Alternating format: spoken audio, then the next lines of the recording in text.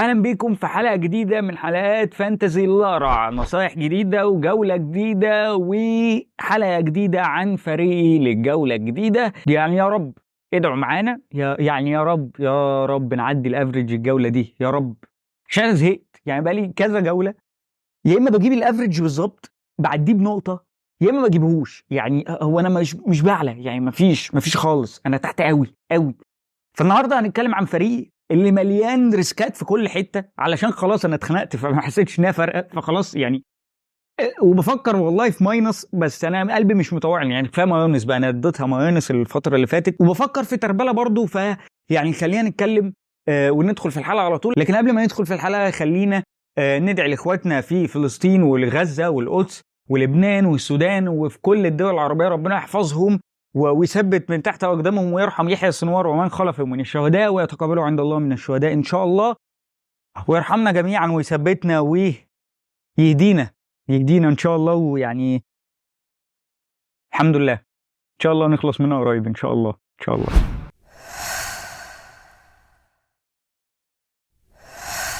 بداية فريقي للجولة الجديدة في حراسة المرمى فليكن من برينتفورد. فليكن هيلاعب إبسويتش تاون على أرضه، ماتش مقبول. أنا راضي بفليكن، راضي ببرينتفورد عموما والله. يعني الواد بيحاول وبيأدي وبيحاول يجيب، والدنيا يعني هتظبط له إن شاء الله. خط الدفاع اللي عندي فيه ريسكاية، أنا مش فاهم ليه ما حدش بيتكلم على الواد ده. أنا ذات نفسي ما اتكلمتش عنه، أنا لقيته بالصدفة وحبيت أجيبه مكان سليبة، فقررت إن أنا هجيبه وهاخد الريسك أكتر ما أنا واخده. انا جبت فان دينبرج من برينتفورد. انا مش بصراحه ما اتفرجتش على اللعيب ده جامد، ما شفتوش، ما اعرفش هو بيلعب ايه، يعني ازاي اصلا طريقه لعبه، بيشارك هجومين ولا لا.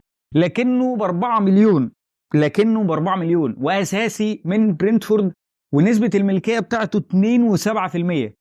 انا مش فاهم ده موجود ازاي، انا ما اعرفش، ما تسالنيش. طب هل هو جاب كلين شيتس قبل كده؟ برضه انا ما اعرفش، ما تسالنيش. هل دفاع برينتفورد يستحق انك تدخل بيه انا كدبل من اللعيبه كفليكن من دفاعه، يعني فليكن وفاندنبرج؟ برضه ما تسالنيش، انا داخل بيهم كريسك. ماتش إبسويتش تاون ما يتعوضش، وبصراحه ما فيش احسن من فاندنبرج ان هو يلعب كدفاع. يعني هنتكلم عن الدكه بتاعتي وهنتكلم عن بقيه اللعيبه الاساسيه في خط الدفاع بالذات. عندك كوناتي هيلاعب ارسنال، وعندك جابرييل هيلاعب كوناتي، يعني صباح الفل. يعني ده طبعا هيجيب جون في ده، والاثنين هيخرجوا بنقط وشكرا، ولا يكلف الله نفسا الا وسعها، وحلو قوي كده. يعني انا عارف الخوازيق بتاعتي، فبالتالي انا ما بشغلش بالي بيها الصراحه، وهنعدي الحته دي كويس جدا. يعني عندك على الدكه هيكون اياد نوري قدام برايتون، وفاس من ليستر سيتي هيلاعب نوتنجهام فورست. انا محتار بصراحه، يعني انا محتار لحد دلوقتي ان انا الاعب فان دينبرج على اياد نوري، اللي انا اصلا كنت متكلم عنه على الحلقه اللي فاتت، اللي هو لو مش معاك هاته ولعبه اساسي. لكن برايتون هجوميا جامده جدا، ودفاعيا مش الاحسن، لكن برضه جامده جدا. واياد نوري هيلعب اصلا بره ارضه، ففكره ان انا العبه بشكل اساسي مره واحده كده مش حاسه بصراحه يطلع في الماتش برايتون. في نفس الوقت فان دينبرج قدام إبسويتش تاون مغري قوي وعلى ارضه بقى. وفليكن وبرينتفورد بتبقى ساعات كلحه على ارضها، بعد ان احنا ما جابتش كلين شيت لحد دلوقتي، بس مغري لازم بصراحه. يعني ربنا يستر ما يخزقنيش وما يلعبش اصلا، بصراحه مش هكذب يعني.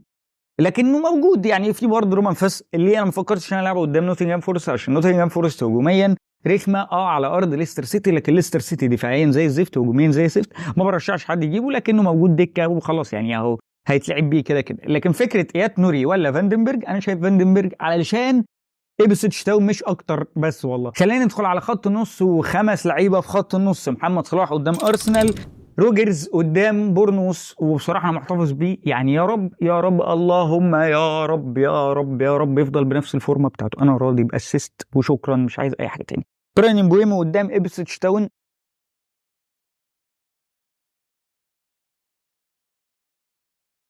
ماكنيل قدام فولهام،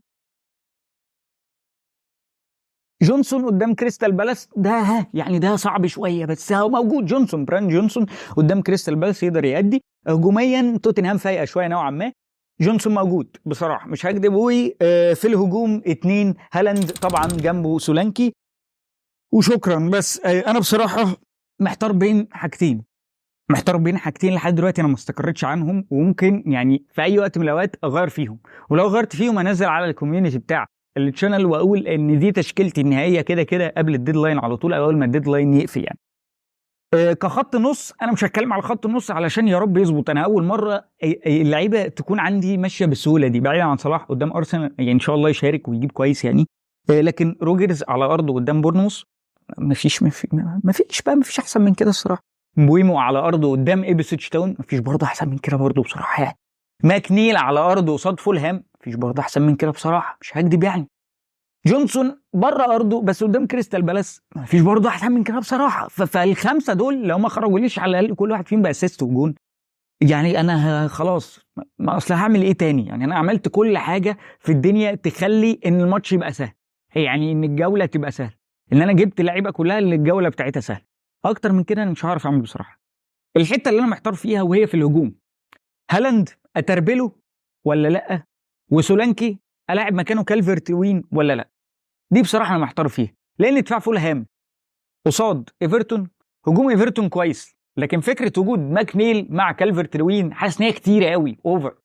فكره وجود برضو اتنين من ايفرتون او اتنين من توتنهام اسف، اللي هو جونسون و سولانكي بره ارضهم قصاد كريستال بالاس، مع اداء سولانكي السيء الماتش الاخير. فانا مش عارف. كالفرت لوين جاله الماتش اللي فات كورتين ضيعهم انفرادين، يعني انا ساكت ومستحمل بصراحه، هي ما بقتش فارقه فما بقتش اتكلم. فانا بفكر والله الاعب كالفرت لوين مكان سولانكي، وكده كده اللي هيطلع منهم وحش هيتباع. الفكره كلها في ان انا خايف اللي على الدكه هيأذيني.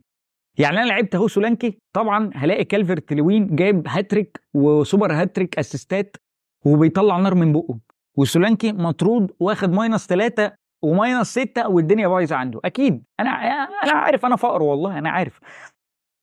الناحيه الثانيه بقى ودي اللي انا عمال افكر فيها، هالاند بقاله 3 جولات نقطتين نقطتين نقطتين نقطتين. عرفنا ان يعني فلسطين والدنيا تمام والنصر وقشطه، بس ايه نقطتين يعني؟ غير الله يكرمك. يعني انا بقى مش عارف اتربله قدام ساوثهامبتون ولا اعمل ايه. ما اعرفش، محتار جدا جدا جدا وخايف ما تربلوش. اي حد بيبقى قصاد ساوثهامبتون فظيع والرب بيطير في الجو وبيطلع نار من بقه، وبص الواد ايه ما بيهداش. لكن في نفس الوقت فكره نقطتين نقطتين نقطتين دي ما تاكلنيش عيش. يعني انا عايز اجيب اللاعب ابقى عارف ان هو هيجيب. انا حاسس والله قلبي رايح ان انا تربله واخلص، لكن بصراحه فكره ان انا استنى الدبل ومش عارف ايه للجوله 30 او الجوله 28 او الجوله اللي مش عارف الزبين وبتاع والجو ده، لا ما ياكلنيش عيش بصراحه. فانا بفكر بنسبه 70% تربله هالاند وبنسبه 30% اهدى. طب تبديله سولانكي بنسبه 70% برضه اطلع سولانكي وادخل كالفرت لوين، لكن انا سايبها كده ومقتنع بيها كده، يعني هي منظرها حلو. جونسون مع سولانكي مع ماكنيل توليفه جامده. غير كده دكتك كالفرت لوين عليها انا مش مقتنع، وبرضه مش مقتنع ان ادخل سولانكي على الدكه. فبفكر اكتر ان انا اخرج حد من خط النص وادخل مكانه كالفرت لوين. انا بقى مش عارف يعني انا محتار، بس كل اللي عارفه ان انا سايب التشكيله بتاعتي لحد هنا، ولو في اي حاجه هنحطها على الكوميونتي زي ما قلت لكم، لكن هي هتفضل كده. انا مش معايا ولا تبديل خلاص، يعني التبديل اللي بدلته بعت سليبه وجبت فاندنبرج، اكتر من كده ما عملتش. الجولات اللي جايه دي اخر جوله فيها هسيب فيها كالفرت لوين او سولانكي، ان شاء الله حد منهم يطلع بلانك، الاثنين ما يطلعوش بلانك، وان شاء الله اللي انا حاطه اساسي هو اللي يجيب نقط والتاني اللي على الدكه يطلع بلانك. لكن بصراحه الاثنين لو ما جابوش انا يعني هرتاح اكتر برضو، لان اللي على اللي على الدكه ما خذلنيش. بس دي كانت وطبعا في يعني حارس مرمى هيكون فابيانسكي قدام مانشستر يونايتد، ده الحارس الدكه اللي موجوده عندي يعني. قولوا لي تحت في الكومنتات انتوا حابين ان انا افعل التريبل كابتن ولا افكس وخلاص. بس دي كانت حلقتنا النهارده عن فريقي للجوله اللي جايه، وتفكيري وعقلي وكل الحاجات والخطط اللي في دماغي اعمل ايه الفتره اللي جايه. التبديلات والريسكات كلها اللي واخدها، يعني ربنا يوفقنا ويوفقنا في الرانك ده علشان الواحد بيحتضر والله تحت. ما تنساش لو الحلقه عجبتك اعمل لايك وشير وسبسكرايب عشان نوصل لاعلى عدد من المشتركين الفتره اللي جايه. ان شاء الله هيكون في حلقات وغزاره في الانتاج الفتره الجايه رغم الضغط والشغل اللي انا فيه. ادعوا لي ان شاء الله يعني الفتره دي تعدي على خير ونرجع اكتر بحلقات اكتر واكتر، وقولوا لي رايكم تحت لو حابين ان احنا نزود حاجات جديده. قولوا لي برضو تحت في الكومنتات. وبس كده، كان معكم الين من قناه الأقرع، اشوفكم في حلقه جديده وجوله جديده على خير ان شاء الله. سلام.